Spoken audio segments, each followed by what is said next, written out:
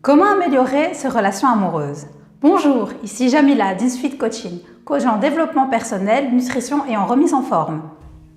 Aujourd'hui, je vous propose une vidéo sur la thématique de comment améliorer ses relations amoureuses.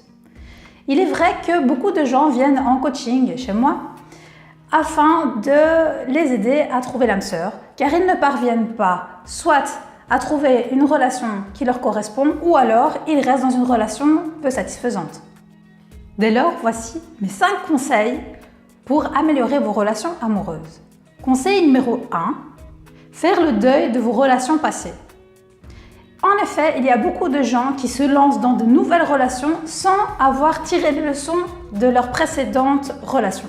Dès lors, ils refont systématiquement le même schéma et se mettent en échec. Conseil numéro 2, savoir vivre seul. En effet, il est important de savoir être heureux soi-même et de savoir vivre seul. L'autre est censé nous apporter une plus-value. On ne doit pas compter sur lui pour nous rendre heureux. Ce qui est important, c'est que nous-mêmes, nous sachions nous rendre heureux pour que l'autre aussi puisse savoir ce qui nous fait du bien ou pas. Si nous-mêmes, nous ne le savons pas, comment voulez-vous que l'autre puisse savoir comment faire pour que vous soyez épanoui? Conseil numéro 3. Avoir un projet de couple commun. En effet, lorsqu'on se lance dans une relation, il est très important d'avoir le petit truc en plus, l'attirance physique, la chimie, mais pas uniquement ça, parce que cela, de toute façon, s'estompe progressivement. Oui, c'est un fait. Mais on le nourrit dans la complicité, dans la communication, et ça, c'est hyper important. Donc, je reviens à mes moutons. Je disais que ce qui était important, c'était d'avoir un projet commun, un but commun et des objectifs communs. Parce que comment voulez-vous faire si chacun regarde d'un autre côté pour vous retrouver? C'est impossible. Cela va vous mener à l'échec. Dès lors, il est important, lorsque vous rencontrez quelqu'un, d'être clair avec vous-même dans ce que vous attendez d'une relation avec une personne. Conseil numéro 4. Soyez vous-même et sans filtre. En effet, lorsque nous rencontrons quelqu'un, que nous commençons une relation, nous avons tendance à parader, tel le pan. Le truc, c'est qu'à ce moment-là, on a tendance soit à mentir, soit à cacher des choses, soit à enjoliver des choses. Cela fait qu'on mène l'autre personne à tomber amoureux d'une image. Or, on ne peut pas construire une relation saine et sécurisante en n'étant pas soi-même. Nous ne sommes pas une image, mais bien une personne.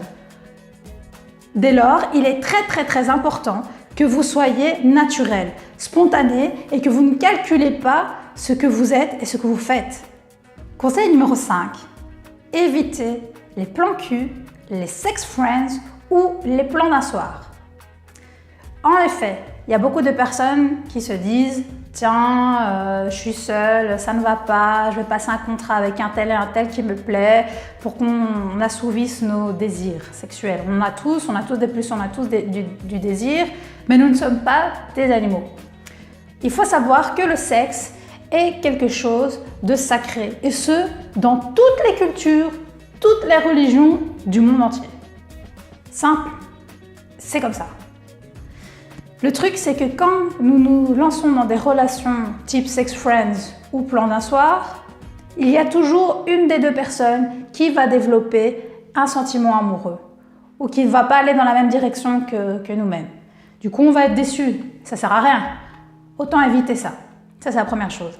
La deuxième chose, il faut savoir que lorsque nous entamons des relations intimes avec une personne, nous créons un lien.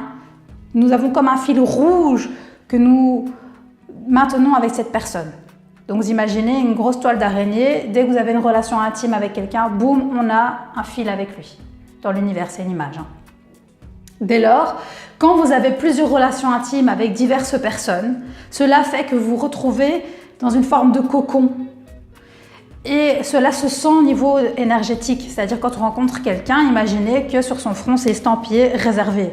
Si c'est écrit « réservé » sur votre front, la personne de votre vie ne va pas venir étant donné que vous êtes occupé. Dès lors, ce qui est important, c'est savoir mettre des limites et savoir s'écouter, se raisonner et se dire non, je suis une personne qui se respecte et qui respecte autrui. J'ai besoin et je souhaite rencontrer la personne qui me correspond. Dès lors, je préfère être concentrée sur moi-même. et ainsi ne pas tisser autour de soi plein de fils qui va nous éloigner justement de rencontrer notre âme sœur. Voilà pour mon conseil numéro 5 d'aujourd'hui. Donc, tout simplement pour améliorer nos relations nos relations amoureuses, les mots d'ordre sont tout simplement de se respecter, se connaître soi et être ouvert à l'autre. La meilleure manière d'être ouvert à l'autre, c'est de se connaître soi-même, de savoir se mettre des limites, de se donner sa valeur et d'oser aller à la rencontre de l'autre, sans se poser de questions, sans mettre de filtre.